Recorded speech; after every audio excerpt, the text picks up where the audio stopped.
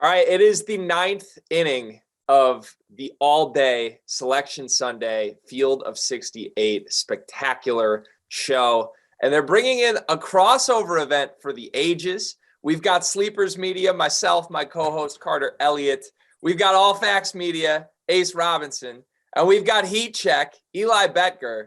Guys, I don't know that really those three entities have ever been in the same room or on a same Zoom call before, but here we are. Selection Sunday is a fantastic reason to bring us all together.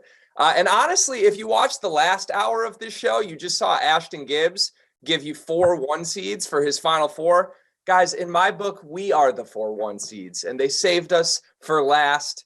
Fellas, how are we doing? Like, is the energy up? Carl, let's go to you first. You're in California. Like you are on sunshine mode right now. Oh, no, I'm good. I got the sun beating on me today. It's only 8 p.m. here, Selection Sunday. I watched the show, watched a couple championship games today. I mean, you just can't beat it. The madness is just starting for me, so I'm in a great mood. Eli, how you feeling? I'm good. It's good to hear that Carter's been on the West Coast. I know that Goodman was out in my neck of the woods lately, and I always feel like I have to put on for the Pacific time zone folks. So I'm glad that we get a little bit more representation tonight. So this is good. Ace, I know you probably got a fine glass of bubbly poured right now. Maybe kick back, had a nice warm bath before this. You feeling good? I'm feeling good, man. I'm a little tired, man. It's been a long 2 weeks. It's been on the move a lot. I was at the A10 earlier today, the CAA, and been in a bunch of games. But I'm here with my guys. You know what I'm saying? Sleepers Media. I would say, Eli, I know that's how you pronounce your last name. So you learn something new every day. But there you go, man. Happy to be here, baby. All right, let's start with we're going to go region by region, and we may sprinkle in some surprise little prop type questions throughout. I'm very curious what all 4 of us have to say for our favorite 4-team pod. Maybe throw any upset picks that we have, but we'll start and we'll go region by region as the others in the show have this all-day marathon. Let's start in the West region. Gonzaga, the overall number 1 seed. We've got Coach K in his final attempt at winning another national championship. We've got Carter Elliott's own Michigan State Spartans and their former point guard, Foster Loyer, facing off in the first round. There are plenty of storylines in this region. Ace, let's go to you first. What stands out to you the most from an excitement standpoint in the West region? I'm going to go with that Arkansas and Vermont matchup, that 4-13 matchup in this bracket. I think I've obviously had a chance to see Vermont a ton this season. They came down to Maryland in the beginning of the year, and I've watched them obviously versus UMBC, who they just destroyed to win the America East on Saturday.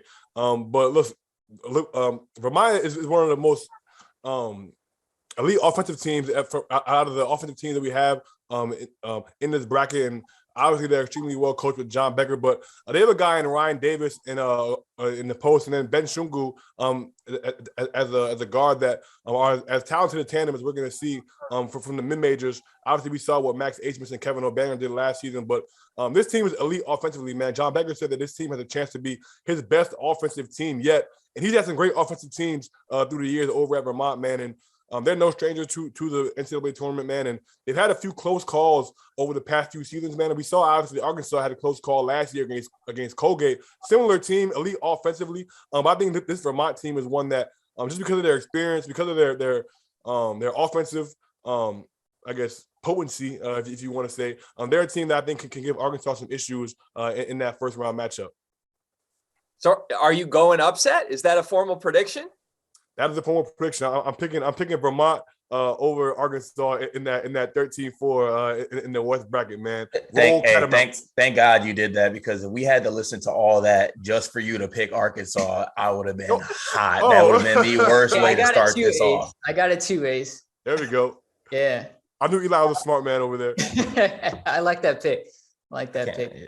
You can't go against the Muzzbuzz, but I think what we really need to talk about here is the fact that Gonzaga's got this tough road, because that's what it was for me. Like, Georgia State should not be a 16 seed. I don't get that at all. That's one of the many gripes I got about just overall seeding in this whole thing. Like, Georgia State is a really good team. Like, Corey Allen is a really good guard. They got some talent on that team. They played in March before.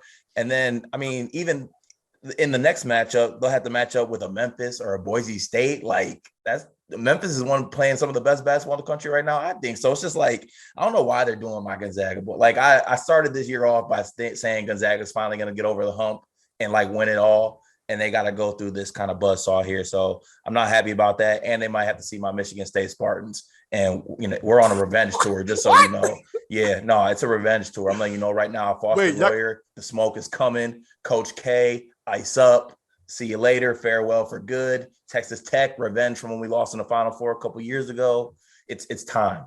There's no revenge to get against Gonzaga, though, if you even got there. And you've beaten Duke in the last 2 times you've played Duke. So if there was revenge to get there, it would be Coach K getting it. And also, you're overlooking the fact that Foster Lawyer and them dudes are about to bounce your Spartans. They about to pack them up first game, bro. No, first no. game, they getting packed up. Let's real quick. Let's just dive into it and get the Michigan State talk out of the way. First of all, the teams that scare me against Michigan State, I was talking to Greg about it earlier. It's teams with point guards that like get up into you. You know what I'm saying? Like Foster Lawyer is a great point guard, but he's not his defensive presence. He's not like a dog. He's not like a guy like like a Joe Toussaint or some type of point guard that's really going to get up in you, because I don't think we got guys that can handle it. Tyson Walker might be hurt. I was seeing some things that Max Christie might be playing point guard. God, please help me. His handle cannot afford to be the point guard of our basketball team. So the matchup honestly does not scare me as much as I think it should. I mean, y'all can maybe convince me otherwise. I'm very high on Davidson, but just matchup wise, I'm not, that scared. I think one thing that stands out for me in this bracket is I was always going to be intrigued with where Alabama was placed, because we know that they're capable of beating just about anyone and also capable of having some close games against teams that are far inferior. And it's almost impossible to predict what's going to happen with the Crimson Tide, even with the playing game that they're matched up against, either Rutgers or Notre Dame. If it's Rutgers, I think that's a team that's also kind of in a similar boat as Alabama, where they're able to get up for big games, hit big shots. We've seen what they've been able to do, even on the road, in addition to at home, which is what Scarlet Knights have been so good at in the past. But a second round matchup between potentially Alabama and Texas Tech, that's a fascinating one. I have no idea where Alabama goes from here, just given what this team has been like with Nate Oates and just being so comprised of perimeter shooting, and the defense hasn't been as good as it was last year.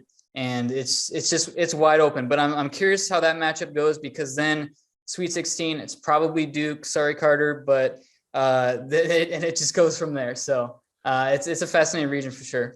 I must say, Eli, I'm glad that you picked Alabama to win, though. People have been saying, I don't care who wins that game between Rutgers and Notre Dame. I'm going to pick – like, Notre Dame is not beating Rutgers, first of all. But if they were to beat Rutgers, they're getting smoked by Alabama. Like, smoked, spanked, run off the court, like, double-figure game. Like, I don't know.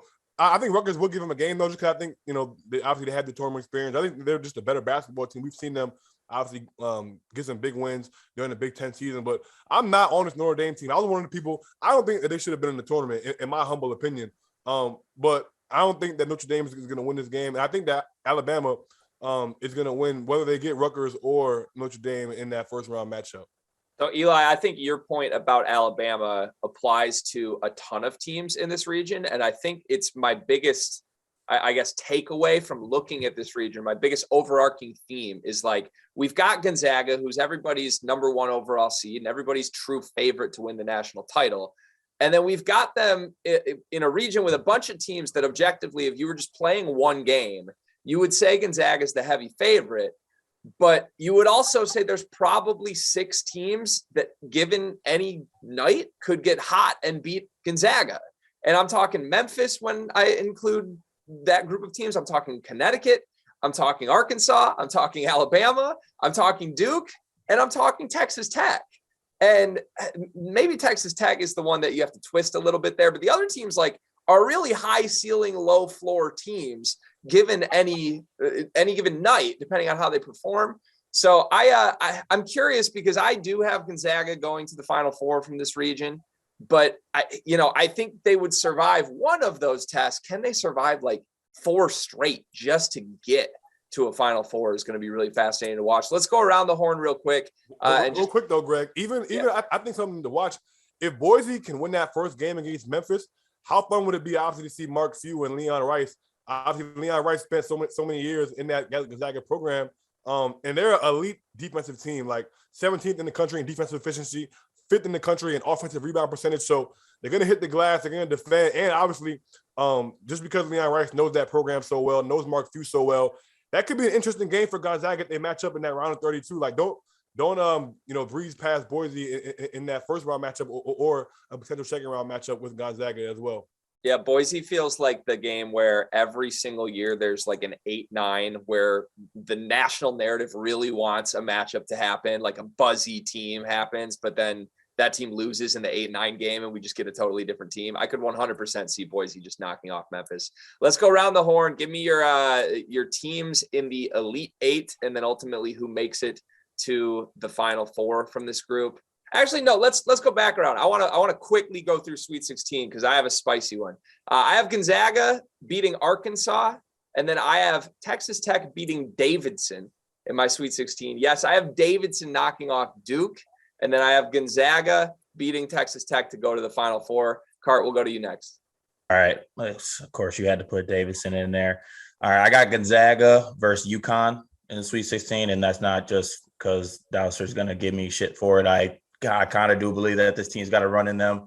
I'm very interested to see an RJ Cole type run, not a Kemba type run by RJ Cole and, dipping into the Yukon bag a little bit. I think he can do it. I love his pace. And then I'm not going to do it. I'm not going to do the Michigan State homer pick.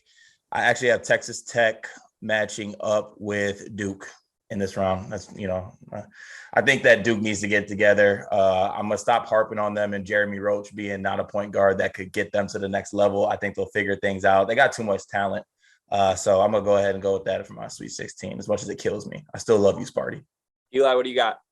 Yeah, I've got the same as Cart here. I think with Vermont beating Arkansas in the first round is one that I have locked in. I think that opens the door for a Yukon team that have been kind of hot and cold with through this season. And I wouldn't be shocked if Yukon gives Gonzaga a good game in the Sweet 16. I would not be shocked at all by that. I think that is going to be a very legitimate test for Gonzaga. But I think kind of, as you said, Greg, with a region that has so many kind of peaks and troughs with a lot of these teams, I'm just going to go with my gut and say Gonzaga comes out of this region. I think they match up pretty well against a team like Duke or Texas Tech. I think those are the teams that I have in my Sweet 16. I think Texas Tech and Duke is another challenging matchup. But again, with some of these teams in this region, I think it could come down to guard play and what you get out of those types of teams. And Texas Tech and Duke, I don't know if they have like the traditional guard that's going to get you into the Final Four. I think Gonzaga more so fits that status quo, and that's why I'm rolling with Gonzaga over Duke in the Elite Eight to get to the Final Four. Ace? Yeah, I'm agreeing with Eli and Carter. My 316 picks in this bracket are the same: Gonzaga and Yukon and Texas Tech and Duke. And I agree with Eli. Obviously, I had the Yukon Vermont in the round of 32, and then I think Yukon's front line is going to be something that is going to be something that Gonzaga can have to deal with. Obviously, with Sanogo, with Isaiah Whaley, Andre Jackson, and Tyrese Martin, those four guys. The thing with Yukon that concerns me is that they don't really have that second ball handler. Like obviously last year you had Cole with Booknight. This year I don't really know who that second guard is. Tyrese Martin is more of a I won't call him a 3-and-D guy, but he's somebody that's going to do more of your catch and shooting, maybe 1-2 dribble, straight line drive, defend, rebound. But in the tournament, obviously we know that great guards are what usually gets you deep into the tournament. So I think that's where it would stop when they play Gonzaga. But I definitely think that just because of their physicality, because they're going to be able to pound you on the glass and defend, they're their team that could give Gonzaga a fight in the Sweet 16. Hey, hold on. If it's based off great guard play, then we're not getting a good tournament this year because there's no great guards in college basketball. And You're not wrong. You're not wrong. There's no good. Look, this is my thing though. I think people have been too hard on the guards here. Like obviously, I think obviously there have been some teams that haven't played well, guards that haven't played well specifically. But like, I think in the tournament we're going to see a good Wendell Green. I think we're going to see a good Kirk Crease. I think we're going to see a good Curbelo at Illinois. Like, I think that at some point in time, these dudes have to start playing well. And if you get in the tournament, it would have happened by now, though, Ace, wouldn't it? You said what? It would have happened by now, though, wouldn't it? Listen, man, I'm a big proponent that big time players make big time plays in big time moments, man. So I'm banking on these guys turning around. And for a guy like a Wendell Green, like we love him when he makes the shots. We hate him when he misses the shot. He's missed more than he's made recently, but I have a feeling like he's gonna have a moment in this tournament, like where he hits a big shot or makes a big play or has a huge game. People gonna be like, "Wow, this is the one that we've been waiting for all year." And I feel like that's gonna be the thing that gets Auburn, which is why I have them going to the Final Four in my bracket. We haven't gotten that far yet, but Yeah, no spoilers, Ace. No spoilers. I don't Ace. want to Right, Come on, man. we're going It's the year of the big man. That's all it is. No, not as Auburn much got not that good too. guards, Kessler, but it's the Snap, year look. of the big men. The big fellas are here. All right. So You've been saying it's the year of the big man for 13 years straight, Carter. Okay. because we need some goddamn respect around here. All these point All guards. right, we're gonna move on. We're moving on. We're moving to the South region, where we have the 1-seeded Arizona Wildcats, who have a hobbled Kirk Risa right now. We'll see exactly how full strength he is next week.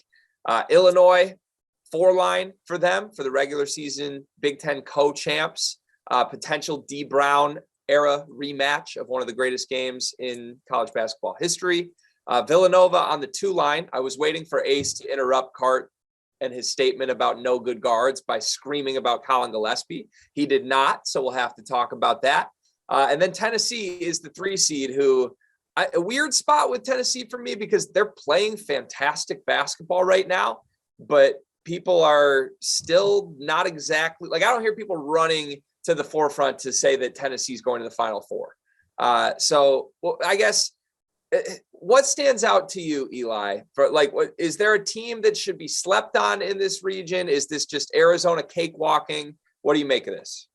Well, it has to start with Tennessee because I think this is the most underseeded team in the entire bracket. I think that the discussions that we had this morning were more so about whether Tennessee had an outside shot. I don't think it was a good shot at all, but an outside shot at being on the top line.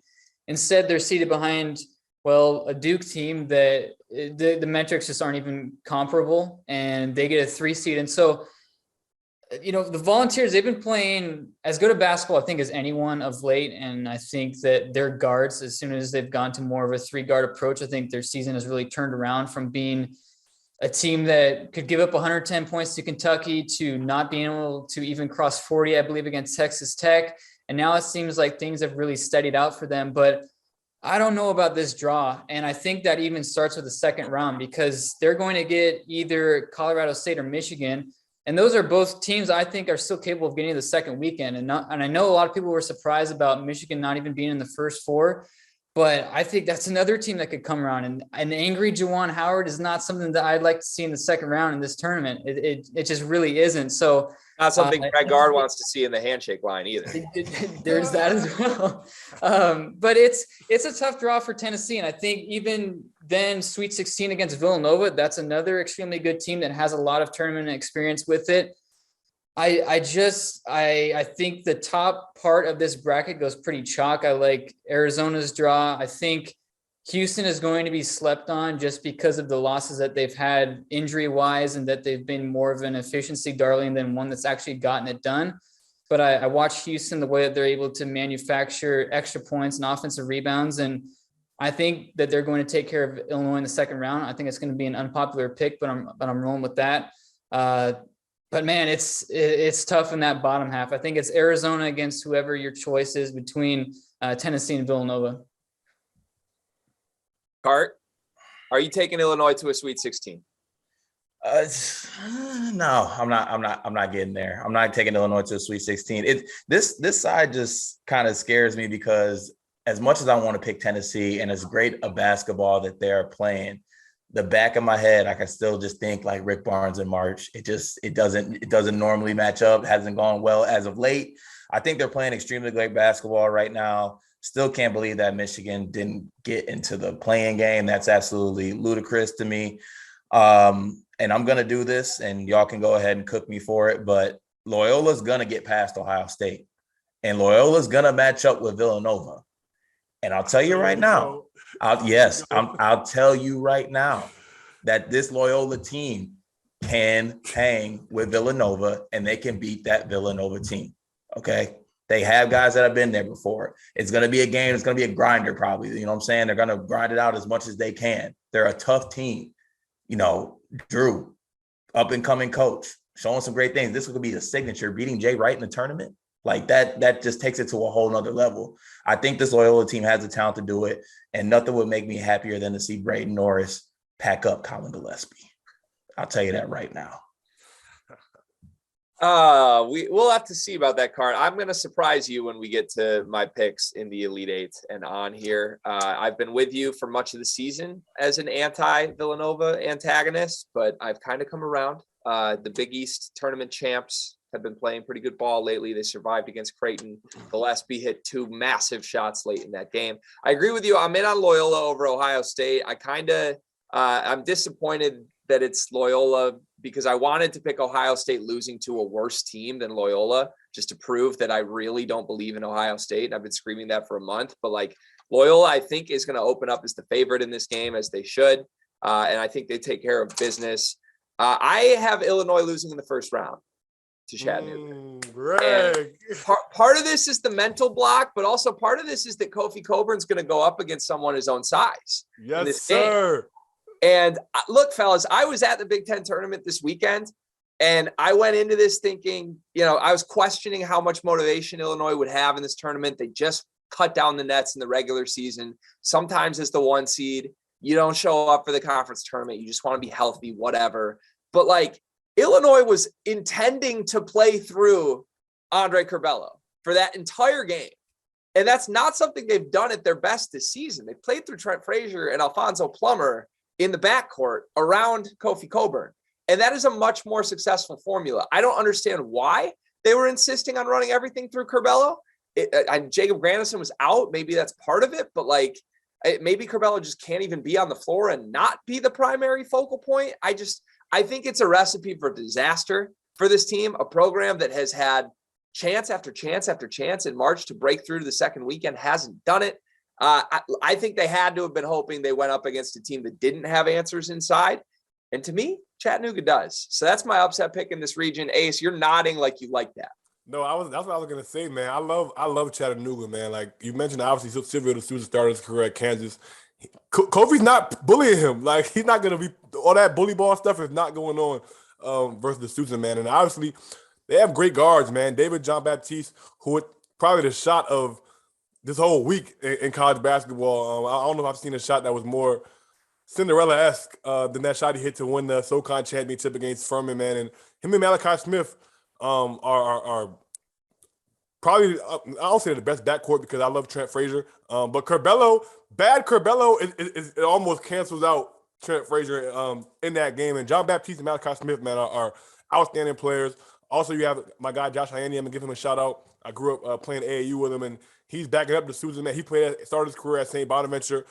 Big, 6'9", strong in the post, man. So, again, man, Chattanooga is a team that they have size down low. They have good guard play. And they're a team that I think is going to be dangerous, man. The one thing that I will say is conversely, like, Chattanooga kind of won a lot of their games because they were able to out-talent, outsize, out-physical teams, and they're not going to be able to out-physical or, out-tough Illinois because they're obviously just as big and just as strong and just as physical. So I think it's going to come down to the three-point shooting, man, and whoever makes the most shots. And Chattanooga is a team who can do it, but Illinois is also, can make shots to the high level as well. So it comes down to Curbelo, man. If we get good Curbelo, then Illinois not can go getting to the Final good Four. I was just gonna say if it's coming down to Curbelo, then go ahead and pick Chattanooga. But also, I think you need to look up the rosters because I think you need to put some respect on my dog Kofi. Kofi is like 7 feet 290. What is Sosa? What's the Sosa? Like 6'8", maybe 250. Like it's not like he's just a mammoth. I mean, he's a big dude. Don't pronounce his name as if he's like a new nickname for Chief Keef. Okay, it's Silvio de Sousa, is it not? Sorry, my fault, Greg. God damn, man. Just let me rock. Anyway, you know the point I'm saying. I'm not gonna fall for it. I'm not pulling the trigger on Illinois losing this game. They're gonna get past this game. I think it's gonna be a darling pick. I think a lot of people are gonna pick Illinois to lose, but this team still has enough. Like they'll get it done. I'll add this as well about this region. We talked so much last year with the entire tournament being in Indianapolis in the Big Ten's own backyard and the lapses that this conference had. And they've got 9 teams in again this season or for this season. I think the entire respect or just the overall talk about the Big Ten is going to either be made or broken in this region, because I think each of these three Big Ten teams, with Illinois playing Chattanooga, with Ohio State playing Loyola Chicago, and with Michigan taking on Colorado State, I think each of those three teams could legitimately lose in the first round. And I think each of those three teams could legitimately get to the Sweet 16. So you've got about 6 wins that are in the balance for the entire conference in this one region alone. And I think there's a lot that's hanging on this region, and the matchups, as you guys mentioned, there's a lot of questionable matches for this conference. I don't think the Big Ten got a great draw overall, and I think this region is one of the reasons why. Yeah, my overarching thing with this region is that you go across the top 4 seeds: Arizona, Villanova, Tennessee, Illinois. I think there are glaring reasons why I personally would say this team can't win a national championship, or this team can't make a Final Four. Like I'm looking for reasons to not pick any of these 4 teams. Arizona all season long, I've said Kirk Risa can't lead a team to the Final Four. I know I'm in the minority on that, and now he's hurt. I'm with you. So we'll see. Arizona was impressive last night, though, bro. They look great. Other guys were impressive. Other guys are stepping up. So honestly, maybe my take still stands, even if they do make a Final Four. Maybe it was Kirk Risa going down that maybe things look good. I don't know. Villanova, though, like, we've doubted this roster all season long. I don't think they're that talented. I question their internal presence, especially defensively. Tennessee, Rick Barnes, 2 words, that simple. And Illinois, 1 Sweet 16 since 2004. Like, I don't want to pick any of these 4 teams to make a Final Four. And yet we kind of have to, unless you're going to go totally off the radar. I'm going to give you guys one thing that is totally off the radar. I have Seton Hall beating Arizona. Second. Yeah, G, we're here. We're here. We're here. I'm all in. I've wanted the Pirates all season long. Without Bryce Aiken? I've been on this bandwagon all season long. I said, unless they run into Kentucky or Gonzaga, I'm picking these guys to make a run. I think they're tough as hell. I think they guard. I think Jared Roden has a clutch March moment in him. I think they have advantages in the backcourt against this Arizona team. And I think they're strong enough and physical enough in the front court to not get bullied off the floor by Koloko and Tubelis. So I have Seton Hall upsetting Arizona. I have Seton Hall, folks, in the Elite 8 of this region against Villanova in a Big East battle, where I ultimately have Villanova beating Seton Hall, which I feel really gross about, but that's my matchup. Let's go around the horn. Cart, you were nodding. Do you also have Seton Hall beating Arizona? You are damn skippy. I got them beating Arizona, and it would be even easier if Bryce Aiken and Kadari Richmond were fully healthy. I mean, I know we're not getting Bryce Aiken back, but if Kadari Richmond didn't have that thumb issue, it would be even easier that he would pack Kirk Risa up. I'm telling you that right now. I'm not buying into it, especially because I can. Though. Like if it was a 5th, we'd all be drunk. They're not healthy. Okay, all right. Relax, bro. We're gonna get to you. That's why we go around in a circle. So let me speak real quick here. All right. Especially if Kirk Risa tries to play this game on that bum ankle. First of all, he tries to do too much in general, right? Especially if he tries to do too much when he's hurt, it's going to look even worse. It's going to end up hurting his team by him not just, sucking it up and saying that he can't play to his full ability. All right. So, like I said, Arizona's not going to make it there. So you want Sweet 16, right, G? Yeah, give us from Sweet 16 down to who makes Final Four. All right. I got Seton Hall matching up with Houston. And then I have Tennessee matching up with Loyola. And then in my Elite 8, I have Loyola Chicago matching up with Seton Hall. The 8 seed versus the 10 seed. Who do you have making the Final Four?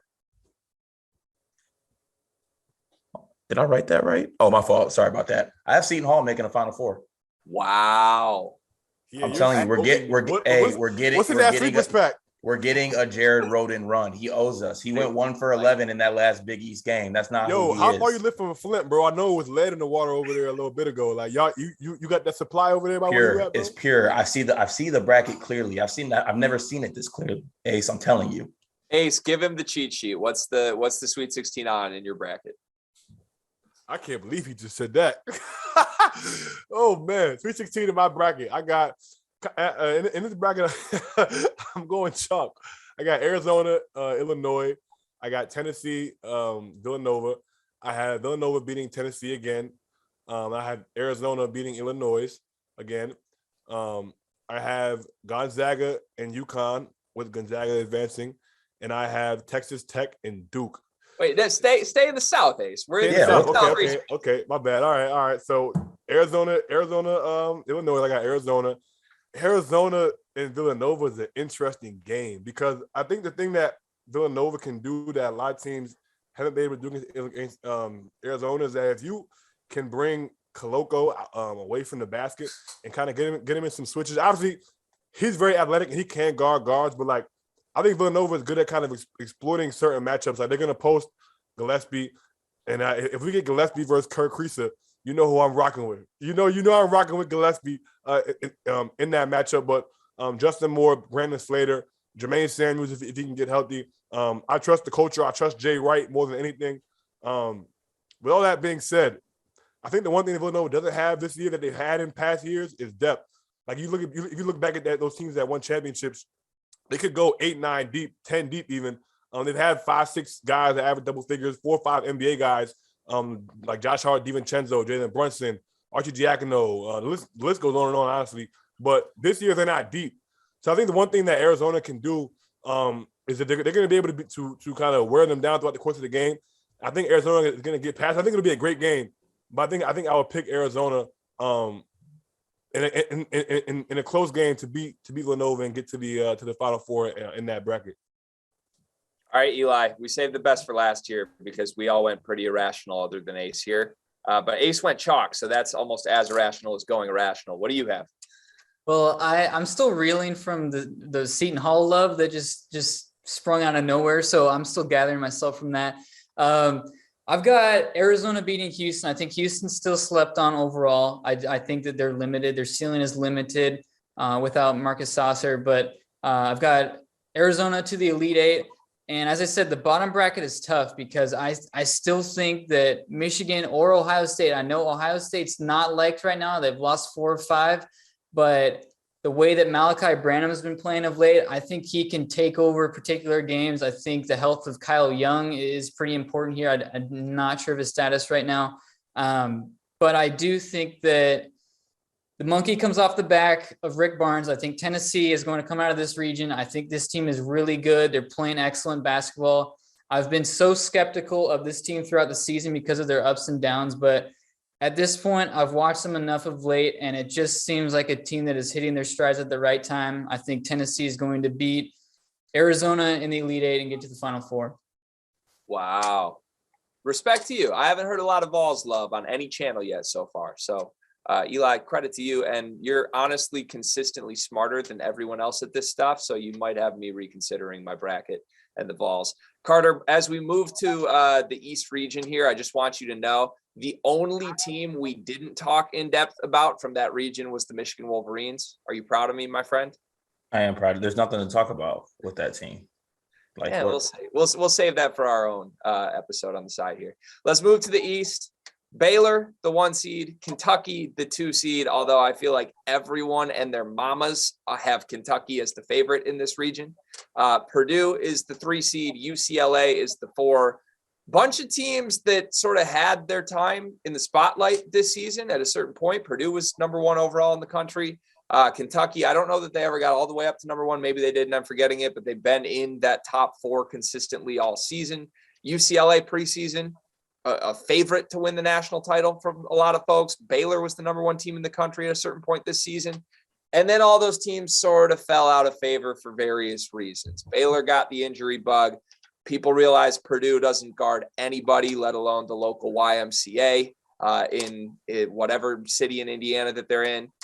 Kentucky, like Kellen Grady's in a massive slump right now. I know that because I personally went to Bet Rivers and sprinkled his points prop this weekend. That didn't go well for me. And UCLA, who knows? Do they care about basketball? Honestly, I'm not sure. Like they just seem like they're mentally checked out of a lot of games. What do you guys make of this region? Is Kentucky the overwhelming favorite like I think they are? Carter, let's go to you first on this one.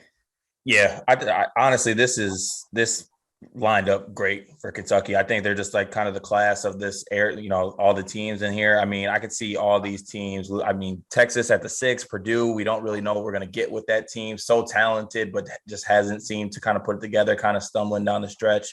I was really hoping that Purdue would make a run and actually win the Big Ten title. I thought that would have made me feel a little bit more confident in them in March. I didn't really like the things that I saw from them in the Big Ten tournament. I think that Kentucky is honestly going to cakewalk to the Final Four. I really don't see much resistance, to be honest. Murray State, little resistance. Anybody? Ace? Murray State's good, but I just think that the class in that game will just, Murray State's good. Credit to them with a great season, but also Kentucky's Kentucky. Ace, what do you think? I agree. I mean, I like Kentucky to beat Murray State. I think Murray's gonna make it a lot better of a game than people expect. I mean, people forget that we started against Auburn early in the year, man. They gave Auburn a good run for their money for the first 25, 26, 30 minutes of that basketball game, and then Auburn kind of ran away with it in the last 12 or so minutes of that basketball game. But Murray's a great basketball team, and I think they're going to have a lot of success until they run to Kentucky. But I have some unpopular opinions from the top half of this bracket, man. I think Marquette's going to beat Carolina in that first game. I think Marquette is going to beat Baylor in the round of 32. And I think that UCLA is going to advance to the Sweet 16, and we're going to get a UCLA-Marquette Sweet 16 matchup. I'm really liking this UCLA team right now. I know they lost to Arizona, but that was a game where they shot 5 of 22 from the three-point line, so I'm not really too worried about them going forward. I think one key stat was they only turned the ball over 7 times against Arizona, man. So I think guard play for them. We mentioned all the bad guards in this NCAA tournament, man. But UCLA is not one of those teams that has to worry about that. Tiger Campbell is awesome. Then you got Jules Bernard as well. We know Johnny Juzang and Jaime Jaquez, what they can do in March. We saw them go on that run last year. So I'm buying the UCLA stock right now. But I really love Marquette, man. We talked about in the beginning of the year what they were able to do in the non-conference, and then in the beginning of the Big East where they swept Villanova, the only team to sweep Villanova this year in the Big East. But I'm buying Shaka, man. I'm buying Shaka at Marquette. I'm buying Daryl Morcell, the defensive player of the year from the Big Ten, and transferred to Marquette. And that dude is a winner, man. Obviously, you saw what he's able to do in 4 years at Maryland and how he's been able to transform that team this season. I love Tyler Kolek handling the ball for them. Justin Lewis, obviously, is a star as well, man. But something about Shaka Smart in March, obviously, he's gone from Texas now. Marquette is tough. They're switchable. They're a team that can defend. And I think they're a team that just because of the fact that Baylor is not 100%, like if Baylor was 100%, we wouldn't be having this conversation right now. But I don't trust the health of Baylor right now. I think Marquette is going to be a team that is going to be feisty, man. So I think we're going to be in for a Marquette UCLA Sweet 16 matchup in this bracket. Card, I'm surprised you didn't just visually collapse when the words Shaka Smart in March were said to you. Yeah, no, I'm really fighting. Forget Texas Shaka, man. Look, what do you mean forget Texas Shaka? That was last year. I'm saying though, bro, that wasn't his fit. Like he was never. You're telling me you're putting all your eggs into a Tyler Kolek basket and a Daryl Morcell basket in March? Yes. Defensively, I love what Marquette can do, and they're tough, bro. Like them dudes. Look. At the end of the day, if I'm picking a team, I'm gonna pick a team that defends. A team that's tough, a team that has good guard play, and again, I'm buying Shaka Smart, right? Like we saw what he did at Texas, man. But let's talk about what he did at VCU too, man. Don't leave that one out, man. Don't leave VCU Shaka out of the equation here. I mean, shit. We're just going back decades now. Like, come on, man. Like you talk about guard play. I just think the guard play is not there, bro. The guard play is not. It's more about Baylor than it is about Marquette. They're not healthy. All right, I think. Like if Baylor was 100% healthy, we wouldn't be having this conversation. But I think like we've seen Shaka as an underdog performs way better than Shaka when his team is favored, man. So obviously they're gonna be underdogs in that matchup against Baylor. I think that there's something about kind of that narrative of Shaka as an underdog that I'm in love with right now. Yeah, I'm not picking any coach that wears a 3XL long sleeve under their 4XL polo when they're only 150 pounds. Yeah. So never trust a man who willingly shaves their head for years, and like that just can't happen. That's not a smart move. Only coaches, because like Michael Jordan, was best basketball player of all time. You know what I mean? Can you really? Again, there's a lot of trust issues in Michael Jordan days. How you go from ball to a fade in like 6 months. Like that means that he made a choice that he wanted to be bald. So Baylor is the team to me. Like I originally had North Carolina beating Baylor, and then I watched 2 sessions of this show, and everybody had either North Carolina or Marquette beating Baylor. So like I flipped around on this. I think Baylor's good. Like we know they're good. I know they're hurt, but they're still good. They're still Baylor. This is Scott Drew we're talking about. I think that they're going to be fine. And honestly, I don't think North Carolina or Marquette are that good. So I do have Baylor meeting up with UCLA. I do have UCLA beating them. That's still a bet on Johnny Juzang. I can't shake the images of last year and how good he was. Eli, we have not even let you get a word in edgewise. I think a lot of people bet on that happening prior to the show. So let's make sure you get the microphone here. What do you have in the East region? Well, it's a fascinating one for me because a lot of these teams are seated lower than what their advanced metrics would suggest. I'm looking at Virginia Tech. They're 23rd in KenPom. They're an 11 seed. They should be in the 40s if we're doing 4 per each seed. I'm looking at San Francisco. They're a 10 seed. They're 21st in KenPom.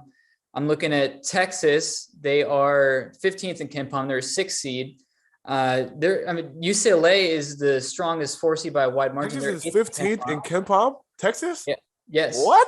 Yes. And UCLA is a 4 seed. They're 8th in KenPom. So I think Kentucky comes out of this region, but I do not think this is going to be a cakewalk by any means. There are some really, really strong teams in this bracket. I think I'd like Baylor's odds if they were a little less banged up. I think they've kind of shown their wounds a little bit. I think UCLA is kind of the team to pick here. And the reason for that is because they've got a lot of dudes who have a lot of NCAA tournament experience. They played a pretty short bench for last year. So, the guys like Jaime Jaquez, Tiger Campbell, Johnny Juzang, they know what it takes to get through this tournament. And I think they've got a pretty good draw too. I think St. Mary's as a 5 seed is probably where they belonged.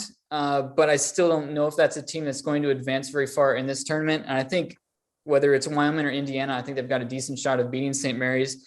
And then you're into the Sweet 16. So I think UCLA and Purdue honestly have pretty decent draws here. I've got Kentucky overall winning it, but it would not surprise me at all if UCLA makes this thing close and gets to the Final Four once again.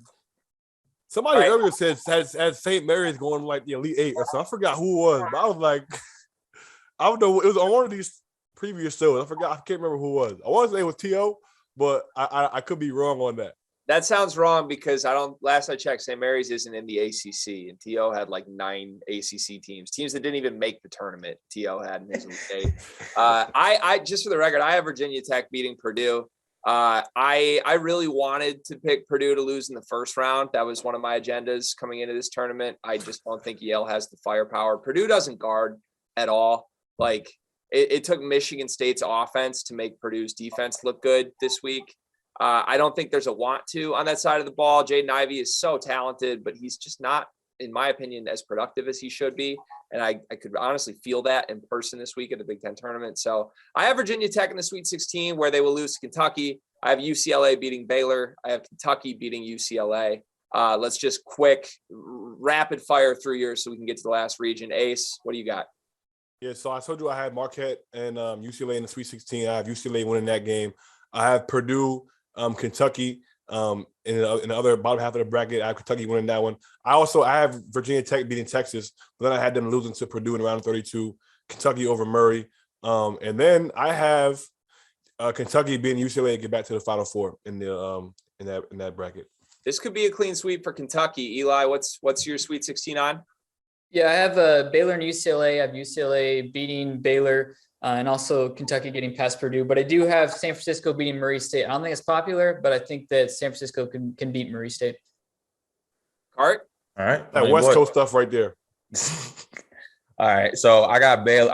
Honestly, it's kind of the same as Ace. I got Baylor matching up with UCLA. I got UCLA winning that game. And then I had Purdue. Yes, I know it's not going to be a popular pick, but I got Purdue matching up with Kentucky beating Purdue, and then I got Kentucky beating UCLA.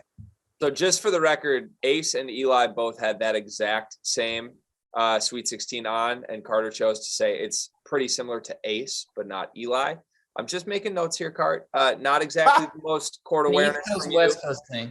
Yeah, I'm sorry. it is what it is. I'm trying my best. I promise I am. We all have UCLA making it to the Elite Eight, by the way. Kentucky over UCLA. That's interesting. All right, we've got 9 minutes left in the show, and then we're going to let our producer Dagan go to sleep. So we got to get through the Midwest quickly. Again, another region where I am just trying to scream at myself why these teams cannot make a Final Four. I don't like Kansas's point guard play or their center spot. Auburn is erratic, and as much as I've defended Wendell Green this year, I'm starting to lose my mind watching that team struggle in games against teams with way less talent than them. Wisconsin looks horrible right now, and if Johnny Davis is hurt, prayers to that team. I still want to believe in them, but he looked so bad in the Big Ten tournament this week. And then Providence and Iowa are my two darlings. Like, I'm ready to stand for both of those teams. I don't care what the metrics tell me. I love these teams, and they have to play before the Sweet 16. It kills me. So someone talked me off the ledge here. Ace, what's that face you're making? No, because Providence isn't going to play Iowa, actually, because they're going to lose to South Dakota State, actually, in the first round. So, and the crazy thing is, I've been high on Providence all year. Like, people have been saying, because you guys know my beef with this KenPom stuff. Like, I've had a beef with KenPom all year. He had Utah State, like, top 55, and they were like a 500 basketball team. He had Providence somewhere in like the 40s all year. But South Dakota State, man, them dudes are elite offensively. They don't guard anybody, but they shoot the crap out of the ball. I think that this team, obviously, we saw what Oral Roberts did out of the same league last season, man. But they have two guys in Baylor Scheiman. Obviously, I'm gonna take you guys back to that preseason non-conference. I don't know if you remember this game they played Washington State. Dude dropped. I don't even know who. I don't know who it was. He just stepped back, gave like. He's a player that can win you a game or two in March, man. So if you haven't heard the name Baylor Scheiman, definitely he's somebody that you're gonna want to get to know this March, man. Eric Henderson has this team rolling. They've won like, I want to say 22 games in a row, 23 games in a row, something like that. Like, they haven't lost since like November. They ran the slate in the summer league, man. So I think that South Dakota State is gonna pull the upset over Providence in that first round matchup. And then I think we're gonna have a 150-130 game when they play Iowa, because not a lick of defense will be played in that basketball game. And I think Iowa wins the shootout in that one. But that's gonna be a heck of a matchup, in my opinion. And if we get that one in the second round, so but I'm picking South Dakota State to beat Providence in that first game. God bless any team that wants to outscore Iowa. Yeah, it's not gonna end well. But that's all I'll say. It'll be fun to watch, though. Like I said, 150-130. Would be fun to watch. Also, Iowa Providence would also be fun to watch, though, just for the record. Like, Providence trying to pull a magic or a rabbit out of their hat over and over and over again. I'm in for any game that involves Iowa. I don't care who they play. It's going to be fun to watch right now. Eli, what's your biggest takeaway from the Midwest? This is a region of teams that I am extremely low on and have been low on for quite some time.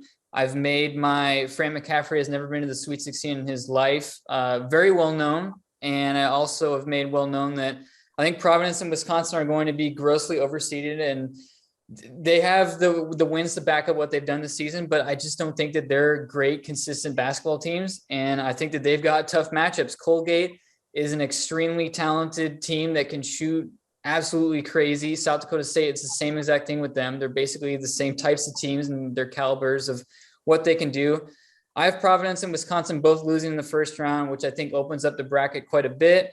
I think that LSU is fascinating, especially after the Will Wade situation, but I think they're going to make their way into the Sweet 16, which then would lock up an SEC team in the Elite Eight, which would probably be Auburn in this situation. So I think the bracket is going to break perfectly for Kansas. A lot of people have made a lot of talk about Bill Self and his inability to really consistently get deep into this tournament.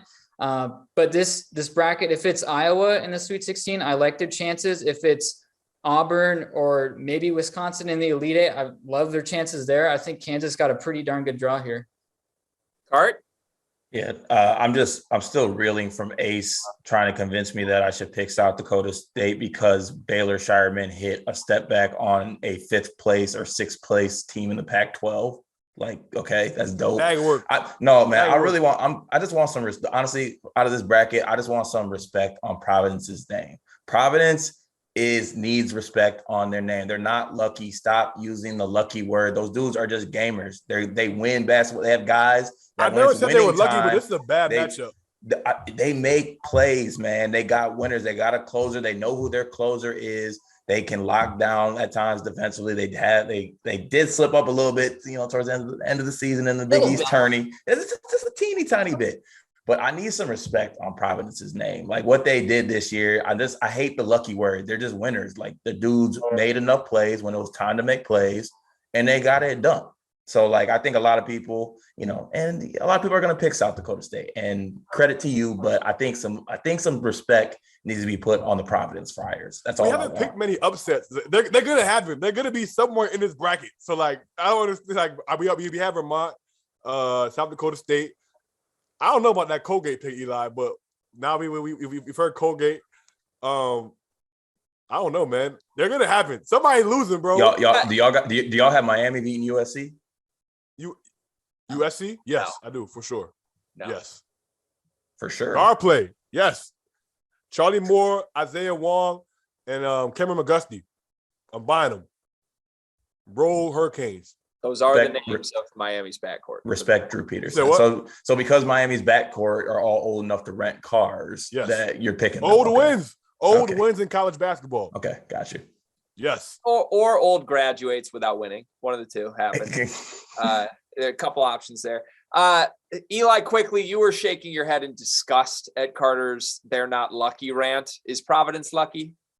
I don't think they're lucky. I think they're a good team. I think that it's also, regardless of what the metrics would say, it's deeply concerning if your team is down 30 to Creighton in a Big East semifinal game. I think that they've had their struggles they went to overtime against DePaul. They had to pull out 2 wins against Butler. And their best win since January is at home against Marquette. And they're a 9 seed. So I think that they've had plenty of struggles and they've had to dig deep and get a lot of wins. And that's a credit to them. Ed Cooley, I think, has done an awesome job getting the team to this point, but South Dakota State is really, really good, and they can score quick. They can score really quick, and I don't know if Providence has that same sort of firepower to get those quick runs. They've had to dig deep a lot, but it's taken some time. So I'm selling all the Providence stock. I think this team's losing the first round. All right, let's quickly go your picks, literally rapid fire, so we can do Final Four picks too. I've got Kansas, Iowa, Wisconsin, Auburn. I have Iowa beating Kansas, Auburn beating Wisconsin, Iowa beating Auburn. Iowa coming out of this bracket. Ace, what's yours? The same exact thing until you got to Iowa beating Auburn. I told you before I had Auburn in the Final Four when I jumped the gun earlier in the show, but I have Kansas, Iowa, Wisconsin, Auburn over Iowa to the Final Four. Eli? Got Kansas over Iowa in the Sweet 16, Auburn over LSU, and then Kansas over Auburn to get to the Final Four. All right. LSU. I'm really sick that me and Ace are agreeing. Probably gonna have to go back and do my bracket again, but I got the same as Ace. I think that Auburn and Wendell Green and gets it together. I'm banking on that. I'd rather bank on that than Andre Curbelo getting it together. Let's just say that. All right, let's do round the horn rapid fire Final Four picks now as well. Again, thank you to everybody who watched this entire day. This was awesome. Subscribe, please, to the Field of 68 for everything else that we are going to put out through March. There's a lot more content coming. We are brought to you, as always, by our partners at Bet Rivers. Cart, take us through your Final Four and your national champion. All right, so I got Auburn matching up with Seton Hall, like I said. I got Auburn making it to the national championship game on that side. And then I have Gonzaga and let me make sure. I got Gonzaga and Kentucky on the other side. And I have Gonzaga facing Auburn in the final. And I got Gonzaga winning that basketball game. And few gets it done. Chad Holmgren, Jabari Smith. That would be fun, my friend. And you streets need it. Streets need it. Eli, what's your Final Four and winner? I've got Gonzaga coming out of the West, Kentucky in the East, Tennessee in the South, and Kansas in the Midwest. And I have Gonzaga over Kansas in the title game. 2 points for the Zags right now. Ace, are you going to make it 3? I'm going to make it 3. I have Gonzaga. I have Gonzaga beating Kentucky, Arizona beating Auburn, and I have Mark Few beating his former assistant Tommy Lord national title game. Gonzaga wins. But before I get off, it wouldn't be me if I didn't plug another national champion. Shout out Putnam Science Academy, 38-0 national champions, undefeated regular season, and third national championship in the last 5 years. Tom Espinosa, Josh Graber. I don't have a cheers, but cheers to Putnam Science Academy for winning a national championship, man. You know what you need if I didn't plug my guy before I got off of this show, man. All right. I wish I knew what the opposite of 3 cheers was. First of all, respect to your actual cheers, but I wish I could give you 3 demerits or 3 mutes for just going chalk Gonzaga. We make the people wait for what's the most questionable pairing of the entire day of this show. They want the takes. They want the hot takes flying around. And you all 3 go chalk. You go Gonzaga, Gonzaga, Gonzaga. Do you know how many national championships Gonzaga's won under Mark Few? 0. This many. This is not the year that's going to happen. Okay? I'm sick of this. Is Seton Hall going to win instead? Seton Hall's not going to win instead. I don't have the Final Four for the record. I just had to check. I do have Gonzaga and Kentucky. I have Kentucky beating Gonzaga. I have Villanova and Iowa. I have Iowa beating Villanova. And like I said, gentlemen, like Gonzaga has 0 national titles. You know who else has 0 national titles? Fran McCaffrey, Eli. I know you know that. So we're going to go with Kentucky and John Calipari to finally get back. How great would it be for Calipari to do this during Coach K's final year? Like Coach K goes out at the bottom of the bottom with Cal getting a national title during his retirement tour. That's what I think happens. So I would love to see Keegan Murray in a national title game, though. He might get 50. He might score 50. He's a killer. I saw it up close and personal. That man is a dog. All right, gentlemen, this has been a blast. Again, this was the Field of 68 Selection Sunday special. Like and subscribe on the Field of 68. You can find Eli over at Heat Check. You can find Ace with All Facts Media. You can find Carter Elliott in the state of California not working. And you can find me at Sleepers Media. It is a pleasure, as always, my friends, and I'm sure we'll be talking more in March. For the entire network of the Field of 68, my name is Greg Waddell.